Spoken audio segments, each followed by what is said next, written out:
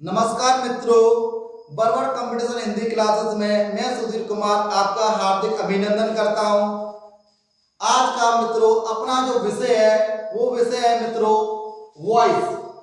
Voice को मित्रों हिंदी में वाच्य कहते हैं।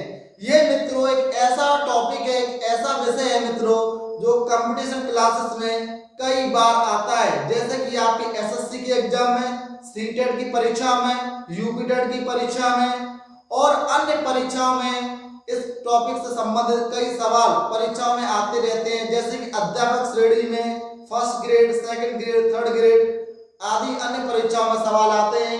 और 9, 10, 11, 12 के विद्यार्थियों के लिए परीक्षा के समय इस प्रकार के सवाल परीक्षाओं में देखने को मिलते हैं।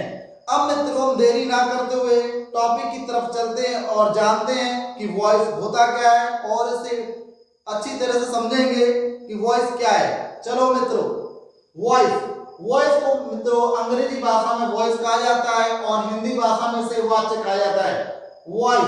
वॉइस दो प्रकार की होती है। इसका मतलब यह है मित्रों कि हमने वॉइस को दो भागों में विभाजित कर दिया। कितने भागों में? दो भागों में।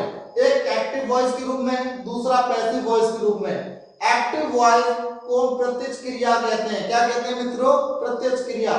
इसे प्रत्यक्ष क्रिया इसलिए कहते हैं मित्रों क्योंकि इसमें कर्ता का बोध पाया जाता है। किसका बोध पाया जाता है? कर्ता का।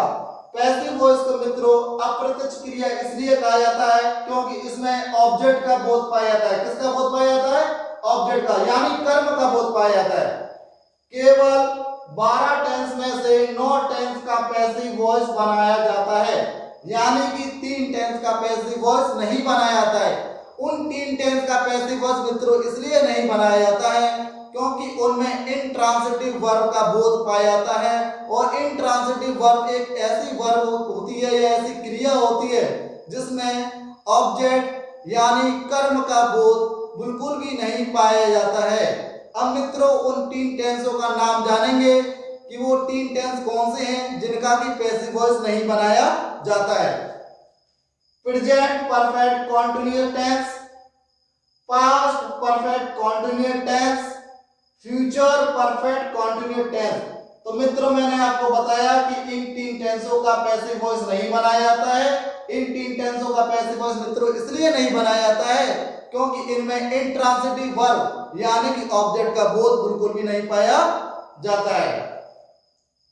केवल ट्रांसिटिव वर्ब की पैसिव वॉइस बनाई जाती है।